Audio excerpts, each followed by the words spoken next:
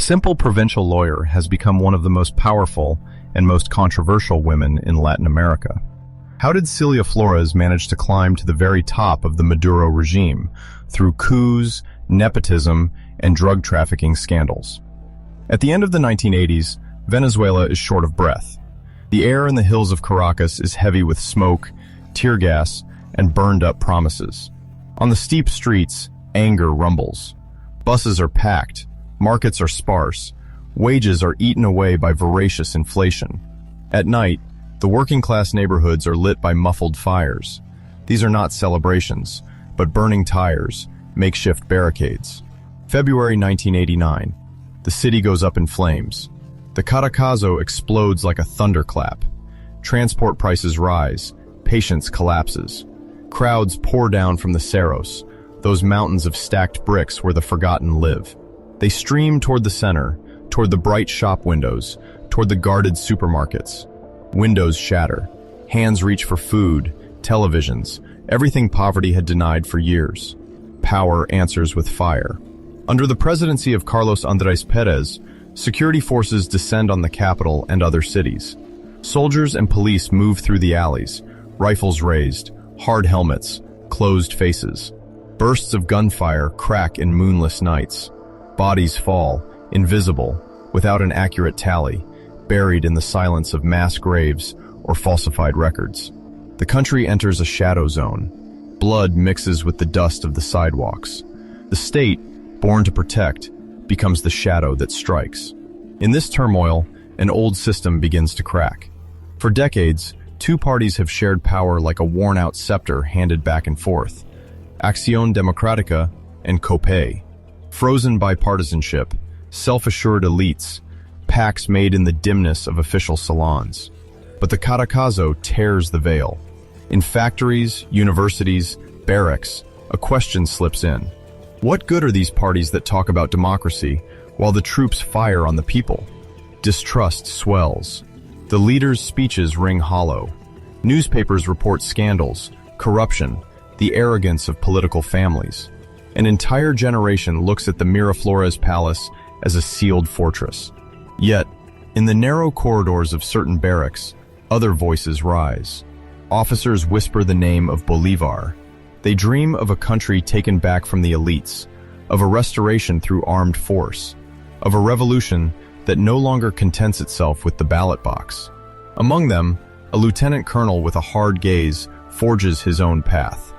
Hugo Chávez Frias. He speaks of homeland, dignity, of soldiers as brothers of the people. In the silent nights, he swears with his comrades to shatter the established order. Destiny takes note. February 1992. Before dawn, tanks move out. Military columns head for the centers of power. It is the first thunderclap. Units rise up, attempting to overthrow the president. Radios tremble, rumors race. The attempt fails. Blood flows again, but the republic does not fall. Chávez is arrested, handcuffed, thrown into the judicial machine. In front of the cameras, he gets a few seconds. 2 words then enter history. Por ahora. For now. It is not the end, he promises. It is only a pause, a fallback. His eyes, in the glowing rectangle of TV screens, pierce humble homes and bourgeois living rooms. A face is born. A myth begins. Later that year, in November, another coup attempt strikes. It also fails. Power holds, but the country understands. Something, at the heart of the army, has risen up against the old order. Chávez and other officers disappear into the cold corridors of prisons. Among them, the prison of Yare, in the state of Miranda, becomes a pivot of destiny. There, behind bars, a less visible battle is prepared. Not a battle of rifles, a battle of laws, procedures, voices echoing in courtrooms. It is on this front that a woman with an attentive look and precise speech steps onto the stage. Cilia Adela Flores de Maduro, known to all as Cilia Flores. She is born far from Caracas, on October 15, 1956, in Tinaquillo, in the state of Cojedes. A small inland town, dusty roads, persistent heat, countryside where the wind bends the dry grasses. There, A child grows up in a Venezuela that still believes in the stability of its democratic pact. Nothing suggests that one day her name will be linked to that of presidents, generals, and foreign courts. As a young woman, she leaves this modest cradle for the capital. Caracas engulfs her in its noise. She comes there to learn to handle not weapons, but codes and legal texts.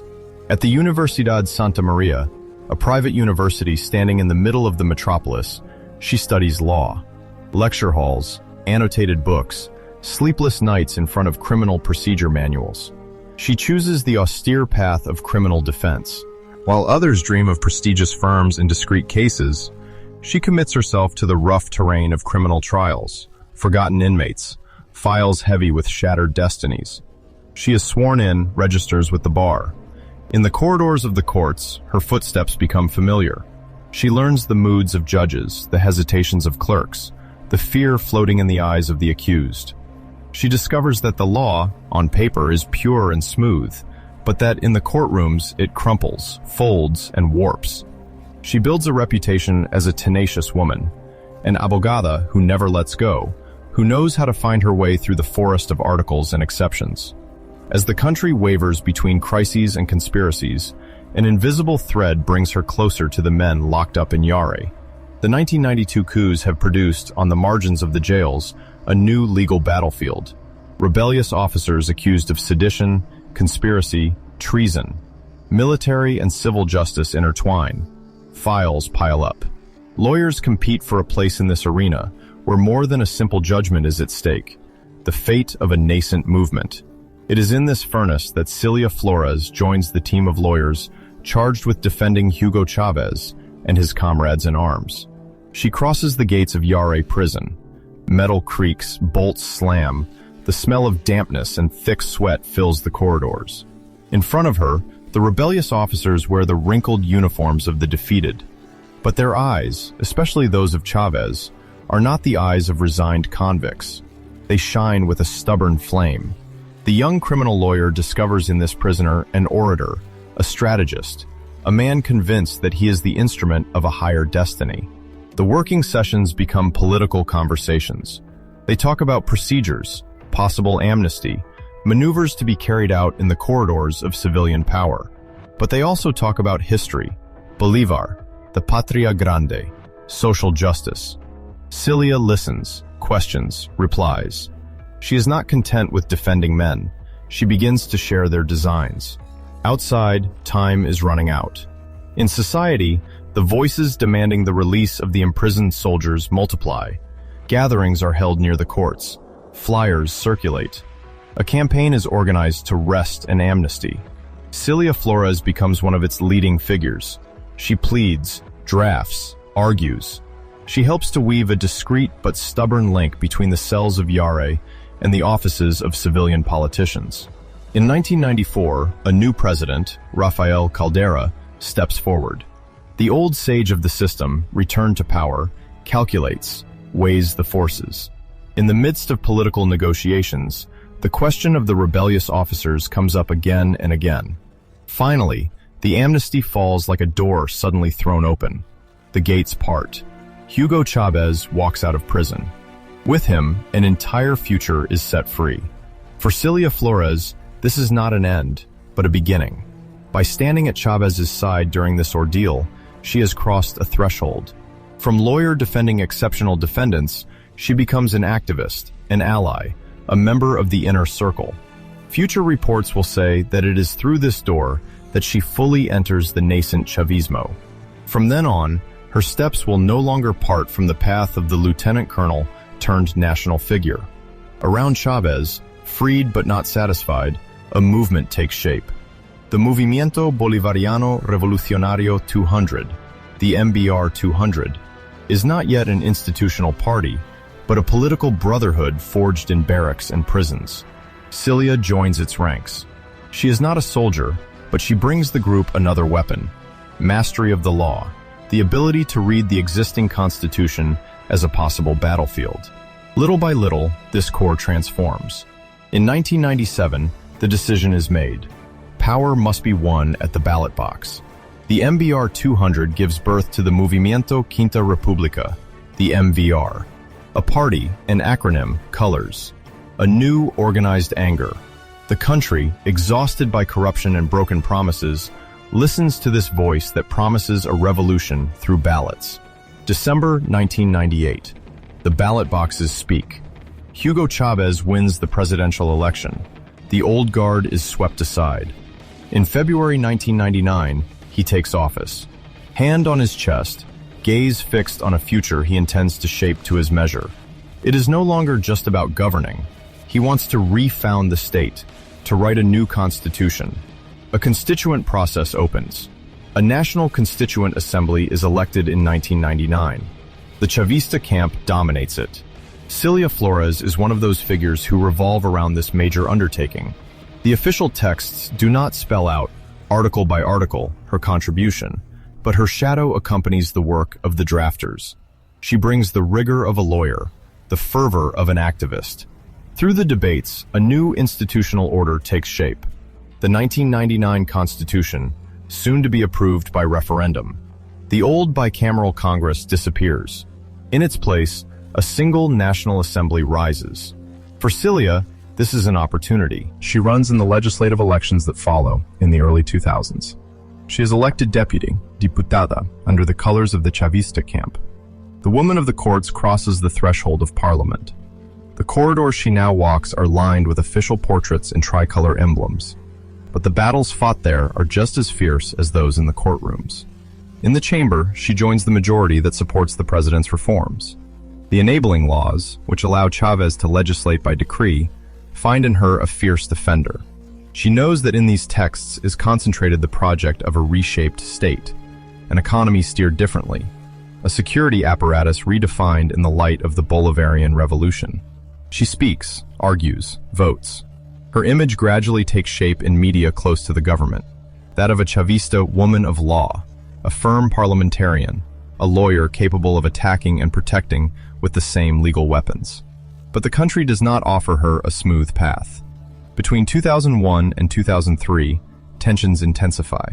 A general strike shakes the economy. The heart of the national wealth, the oil company PDVSA, is hit by a fierce lockout. The wells slow down, the terminals freeze, the oil windfall wavers. The opposition and the government face each other, each certain they are defending the homeland. April 2002, the storm breaks. A part of the army, business leaders, political and media figures attempt to overthrow Chávez. The Miraflores Palace is temporarily emptied of its occupant. The country holds its breath. But within a few days, the flow of events reverses. Loyal sectors of the army, Chavista crowds descending from the hills, fragile balances of power bring the president back to office. In those dark hours, the battle is not only in the streets. It is also in front of the cameras, in the courts, in parliament. Cilia Flores positions herself in that zone where politics and law intertwine. She defends, argues, justifies the legitimacy of the government that was overthrown and then reinstated. She is seen in the corridors, documents in hand, ready to counter each legal attack with a legal counteroffensive. Her figure becomes fixed. Legal guardian of Chavismo, parliamentary sentinel. Year after year, her influence grows. The political system, shaken by the new constitution, nonetheless gets used to the continuous presence of Chávez and his supporters. But in December 2005, a silent turning point occurs. The main opposition parties, distrustful and denouncing the conditions of the vote, decide to boycott the legislative elections. Primero Justicia, Acción Democrática, COPE, and others withdraw from the race. The ballot boxes are then almost without real opponents for the Chavista camp. The National Assembly that emerges from the elections is entirely controlled by the forces in power. Not a single hostile voice occupies the benches. In this single-color parliament, the nature of debate changes. It is no longer a confrontation between opposing camps, but the internal management of the majority that comes to the forefront.